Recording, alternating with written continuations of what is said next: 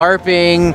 There's like I've been to a couple K-pop panels. There's my confession. I'm a K-pop fan. That's cool, dude. I'm down with it. So there's all sorts of stuff here, and obviously the vendors too. I've literally heard people like tweeting like they came specifically for vendors. Yeah, the dealer's room is huge. But okay, it looks like we're getting into it. So we have Paintman, a local Falco player, and Liquid Crunch, who we were just talking about. That's funny. I didn't know he played Blue Fox. Actually, I thought he played neutral. Yeah, maybe. Not that that's relevant to anything. Yeah, not that that matters. Yeah, so Paintman is one of our up-and-coming Falco players. He's not on our PR, but he's putting in work right now. Yeah, he's definitely got his stuff down. Like, he knows his tech, he knows his strat, you know.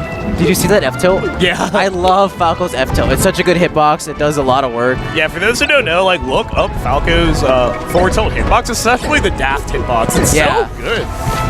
And yeah, right now, Paintman's putting in some good work.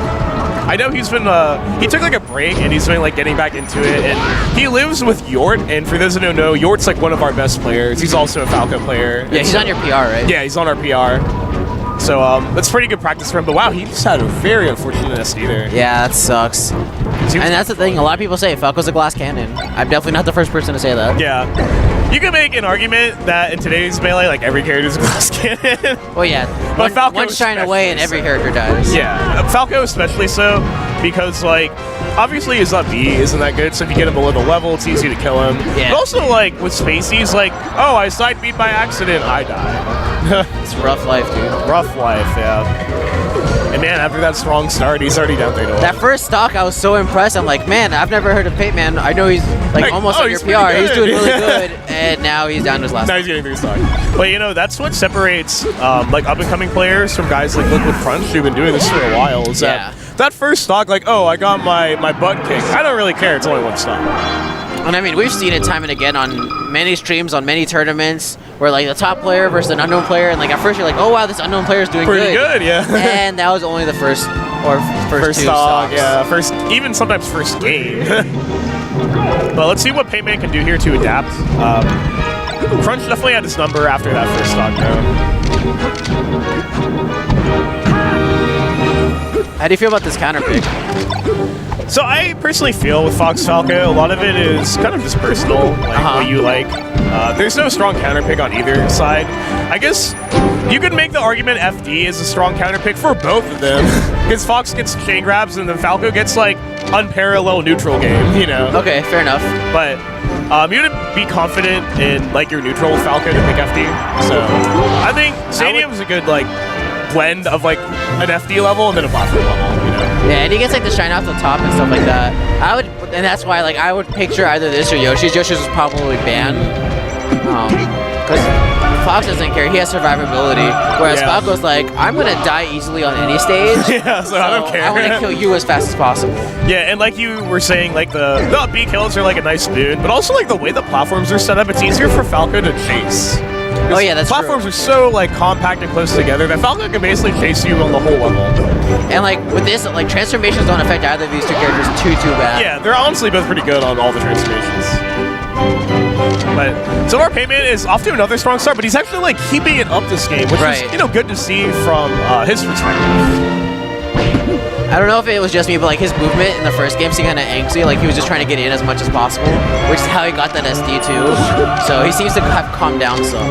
Yeah, some of that might be nerves because you know, he's probably not used to playing on stream and against, you know, a pretty good player in Crunch. Right.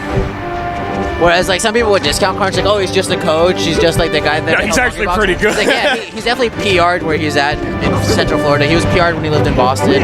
He knows what he's doing. Yeah, I think that's one of those things where like, you know, we know because we're from the South, but like if you're not from the South, like you probably never really heard of Crunch until he became a part of Team Liquid. But he was actually like a pretty good player for years now. And like he goes to a lot of major tournaments with Hungrybox and plays in them. Like at DreamHack, I think last year he placed like top 32 or something. Yeah, pretty. And so that's respectable. That's pretty good, yeah. Considering like DreamHack in Europe, not the one here. Yeah, like the real DreamHack. Right. Which is crazy. Like you talk to PC gamers a couple years ago, they would have never guessed DreamHack would have come to America. Yeah. And now it's on its third year here. It's on its third year, and there's like one in Canada, a few in the US. Yeah, which is dope. I know, I love it. DreamHack was always one of those events where I was like, man, I hope one day I can go to DreamHack, and then like, oh, I can drive 30 minutes and now I'm there. So sick. Yeah, and Paintman takes the game. That was a ramen noodle stock right there. Yeah. You saw that? That instant ledge grab. Love it. Yeah, All right, so we're tied up. 1-1. 1-1.